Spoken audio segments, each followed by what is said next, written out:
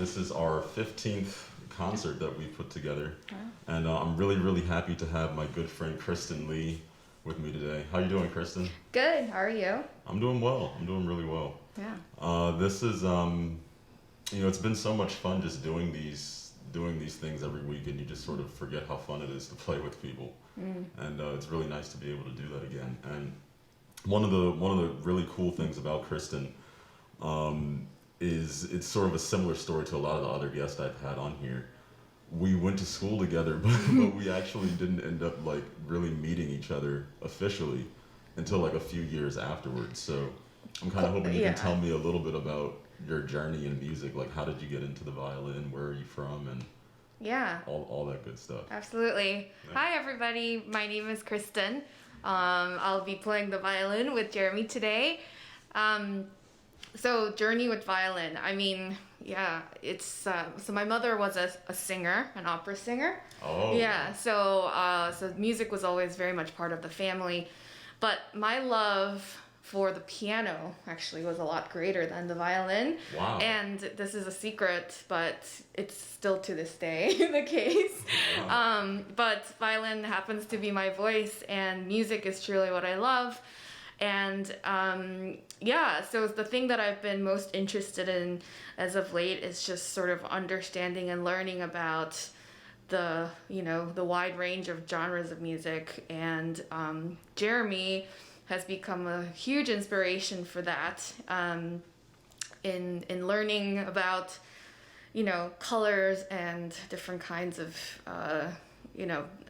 techniques that is involved in playing in other genres too. And so it's been a real fun journey. It has been a lot of fun. Yeah. And that's fun. It's great. I actually kind of learned something every time. I didn't know that you were into piano. So how did you get into violin, and why did you switch? Okay. So I mean, long story short, basically, I was born in Korea, in Seoul, Nice. and my family, when we first moved here, we were initially going to stay just for 1 year because my father was a visiting professor to this university down south. And so I was already playing the piano at the time, and I was a young girl, but I was already like doing some competitions. And so I was way more serious about the piano. But since I was still young enough and my family didn't think that we'll stay for more than a year, they said it's a bit of a hassle to bring and to find, and so why don't you just focus on the violin for the time being? I see. And then sort of one thing led to the next, and so that's kind of how I got stuck with this instrument. Which I'm not trying to put it down or anything, but I've always had this fond attachment to like harmony. Yes. And the piano repertoire is just something that I absolutely love so much. Yeah, that's funny. When it comes to portability, piano is definitely not the instrument that's the most successful with that. But it's so crazy how sometimes like major life paths or decisions can come down to something that you wouldn't even think about. Like, I remember I was reading Rachmaninoff's memoirs. Mm-hmm. And he talked about how he was literally a hair's breadth away from going to military school. Like, he was like, I guess, from a military family. And I think, if I remember correctly, the only reason he ended up not going is because he couldn't afford the tuition. So the piano was just this sort of the backup thing. Right. And it's so crazy to think about like how close it would be to all of that music just not existing. Mm-hmm. Like all the concerti, the symphonies, all the piano repertoire, all just came down to like just money. Right. Yeah. Well, that's a factor too. I think for me though, what I've been really learning is that my love is really truly for just music. Yeah. I know that there are people who are really, have this very wonderful relationship with the particular instrument and whatnot. But for me, I've learned after all these years that what truly speaks to me is just music itself. It's not any particular instrument, but I actually kind of feel the same way too, because I always tell people, they think of me as a pianist, but I feel like I'm really a composer. Like, the piano is just the instrument that I like play the best. Right. But I like, messing around with lots of instruments. I just look at them as like tools. Exactly. To make music. Yeah. So I definitely know what you mean. Right. And So- I think that's also why I love chamber music and I love collaboration so much. I personally have a little bit of a hard time just sort of nerding out by myself with the violin because it feels so like there's like a little bit of an emptiness for me. That's why I love playing with people. That's amazing. Yeah. And speaking of collaboration in chamber music, I know that you started a festival in Seattle that I played at a couple of times. I've had some friends that have played there too. It's wonderful. The Emerald City Music Festival. So how did you branch out into that, and when did that happen? What inspired you to do that? Because that's a huge undertaking. Right. And Well, really I'm glad you asked. I think this whole topic about the love for music and the curiosity for genres has always been in my life since college. So when we were at Juilliard and when I was exposed to different, colleagues and friends who were, composers or in jazz or in dance or drama, like I started to really have an understanding of the variety, and that's what really, provoked a lot of my curiosity. And so even from school, I always had this dream, I guess a 10-year plan, if you want to call it, that I wanted to be a curator of a director or something of some sort where I can be part of programming and things like that. Yes. And then, so the opportunity came when a friend of mine who's more in the arts admin world asked me if I would be interested in starting a series, a chamber music series in Seattle and build it together.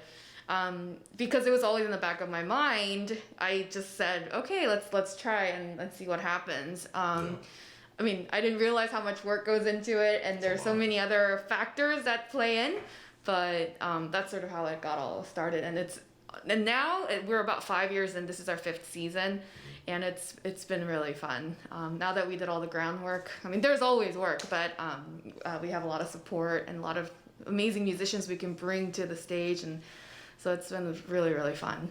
That's great. Yeah. And speaking of festivals, the concert or the music that we're going to play in a few minutes, we're raising money for another music festival that's here on the East Coast, the LYRA Chamber Music Festival, which is really wonderful people. And it's kind of special to us because the first concert that we ever played together was for that festival. It was really, really cool. So tell me a little bit about how that program came together, because we played a program called Americana, which is all sort of featuring American music and the American sound. So what sort of drew you towards that, and how did you put that together? Because it's really awesome, and it's kind of the first time I've ever heard of anybody putting something together. Yeah, well, I think you have helped me make that program evolve so much, because obviously like the music that we're going to be playing today is part of the program, and it's a lot of it's arranged and written by Jeremy, so it's really evolved into something much very different from where it sort of started. But the beginning of it all was actually about like almost a decade ago. I was invited to perform at the Strathmore series out in Baltimore, near Baltimore in Maryland, and they were specifically asking for a program that is an American program. And at the time, I really had no knowledge of any American composers other than Gershwin or Joplin, maybe. Sure. And so, that's not a whole lot of variety. So I really did my research, and I was just fascinated and blown away with how much there was out there that we never hear about. Yes. And so I learned a lot about the minimalist composers like, John Adams and Reich, and of course, like a lot of people that really sort of changed and revolutionized this idea of like, more the brainier music, I guess, if you want to call it, like Carter and Babbitt and all these guys. Anyway, so I did this program, and it was a completely different program from what we're doing. But that sort of was planted in me, in that like I really want to try to promote more American music, because myself, who is now an American, I'm a naturalized citizen, like I have a lot of pride in our country, and times are a little bit different now, but I do want to just speak about this idea of the melting pot, and the musical writing in the American sound is also that way, that, it's so affected by different genres, and it really sounds like a big melting pot, and it's something that I feel really passionate about, and it was very in line with what I like, and So that's why I wanted to venture out and then see where this goes. And then discovery of Jeremy's playing and his music, and then now we are taking this on with a much more different take that's very meaningful. So that's really interesting to hear that, because I also sort of feel that American music is really underappreciated, especially I guess I shouldn't say underappreciated, but I should say it's not looked at as intensely in academic settings. At least like when we're studying, we learn about a lot of really great music. Right. But it's it's sort of focused on like specific regions. And I feel like what makes American music so amazing is that it's not really homogenous. Like exactly. you have, like you said, you have stuff like Milton Babbitt where there's just like numbers and computers. And then you have, something like Burley, these wonderful pieces that we recorded, which is almost sort of like folk music. Right. And then you have like jazz, like so you have like Charlie Parker, right. and all these people that and like ragtime. Exactly. Of course, Exactly. Yeah. So and all of that is coming from this this sort of time period and from this land. So it's really kind of cool to explore it. And, Absolutely. I'm really happy to be a part of it. So. And it's just good music. It is. It's like all that aside, it's just also very like good to listen to, and I believe that music is obviously something that we love and we study, but it's also something that you have to enjoy and really have fun listening to, and a lot of American music is that way, which is very important. That's really true. Yeah. And I think, and also now thinking about it, a lot of European composers like spent time here. Like speaking of Rachmaninoff, like he was here. Like exactly. He was in New York, he was in California, like hanging out. Ravel was here. So the influence from here was reaching around the globe. Really, in some ways, in the literal sense that it became a home for some composers, and then a conceptual sense that it was just an influence for a lot of composers. So I'm really, really happy to play this music. So we're gonna play a portion. About a third of this Americana program, and we're going to play. You guys can see the program in the description of the video. The first piece is actually by me, a piece called "Fish Me a Dream," and it's really cool because I played this with Brandon. Right, just like a few days ago. Yeah, exactly. And I was telling the people that were listening to it, I wrote it for piano and any instrument. So I played it with a whole bunch of instruments. I've done it as a vocalese. I've had people sing it with vowels. Wow. I've done it with strings. I've done it with brass. I've done it with Mark. He's done woodwinds. And it's kind of nice because of all of them, I really kind of like the violin the best. Because it's really true, because the thing is, you can really produce sort of an unlimited sustained sound. Right. The piano, we can't do that at all. Yeah, this is like the, miracle it is. thing, where you could also like pivot the colors of the sound while sustaining too, which is really neat. Yeah. And wind and brass instruments, for all their dexterity with that sound, it's still limited by, air. You have to breathe. And what's really cool about the violin is, like you said, you can control the sound, you can grow, and it's all continuous. Right. And that's actually kind of how I was envisioning the piece when I was writing it. So it's really cool to play it with a string player. And hopefully you guys can hear sort of what I'm talking about too, those of you that have heard it before. Then after that, we're going to play a piece by a really good friend of mine named Jonathan Ragonese, who's a fantastic saxophonist. He's actually recorded on an album with me, and I was just blown away by his virtuosity. But he's a great composer. And so when you came to me and you were asking, hey, do you know any sort of like pieces by living American composers, things that might involve some improvisation? I was like, I know just the guy. Right. Yeah, so that... And then we found a way to actually tie the two together a little bit. Right. Yeah, so it kind of goes attacca right into... It's going to be seamless, just a seamless transition between those two. So at the end of Fish Me a Dream, you'll hear Kristin play a little bit sort of by herself. And then when I come back in, that's the beginning of Jonathan's piece. Yeah. So it's really, really cool. And one of the really nice things about Jonathan is that he's extremely cerebral. So the music sort of sounds like it could be a film score. But when you sort of talk to him about what's going on, there's like all these compositional processes going on. It's really cool. And then the last thing we're going to do is a set of 3 rags that I arranged for the two of us. Really beautiful tunes, But Not For Me by George Gershwin. Lament, which is my personal favorite. I think it's one of the most beautiful songs ever written, really. Yeah. By JAJ Johnson, who was a trombonist. Right. He's a fantastic trombonist. So if you guys want to listen to JJ Johnson, I guess probably his most famous collaboration is with John Coltrane on the album Blue Train. So you can hear him play trombone. But we're going to play some of his music, and it's really nice. And the last thing we're going to do is The Entertainer with Scott Joplin. And like we said, please feel free to donate to a wonderful music festival, the LYRA Chamber Music Organization. I put a link for how you can donate to them down in the corner so you can see where to go. And we're going to archive this concert, by the way, so you can, please come back and donate. It'll be in really good, a little bit better video and audio quality than the stream, so you can go back and watch it again and donate there. It'll be really great. So, great. Ready? Yeah, Ready to awesome. Start.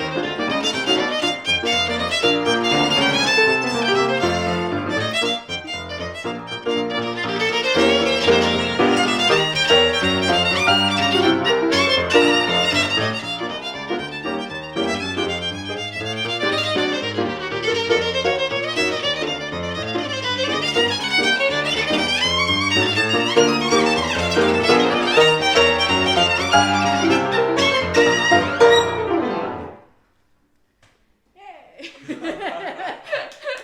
That was fun. Woo! Yeah. Awesome. So thanks so much everyone for watching. I hope you enjoyed that. And a huge thank you to Kristin for donating her time and her skill to come here and perform for you all. I really hope you enjoyed that concert. And we've recorded an album actually with this and way more music. A lot of other variety of things. Yeah, from this Americana program. Absolutely. Yeah, so we will let you know more about when that's going to be available. But that was a really huge project we did. And Yeah. it was really, really Right great. before the pandemic. That's right. Yeah, we did it literally. Literally a right couple before. Weeks right before everything. Actually, it was like days. I mean, it was already happening. Yeah, So, yeah. that's very true. Yeah, Yeah, it was one of the last projects that we did. Mm-hmm. And so that will be out very soon. And then also, don't forget that you can donate to LYRA Chamber Music, a really wonderful organization that does really great work with children for piano and strings. So really, really cool stuff. And we will have this concert archived, so those of you that didn't get to catch it live can see it, and those of you that did can watch it again in high quality, and that'll be really, really great. So please support them. Next week, my good friend Michael Kakoff is coming, and he's going to play some big works by Brahms. It's going to be really fun to talk to him and just listen to him play again. So thanks so much for tuning in, and we'll see you soon.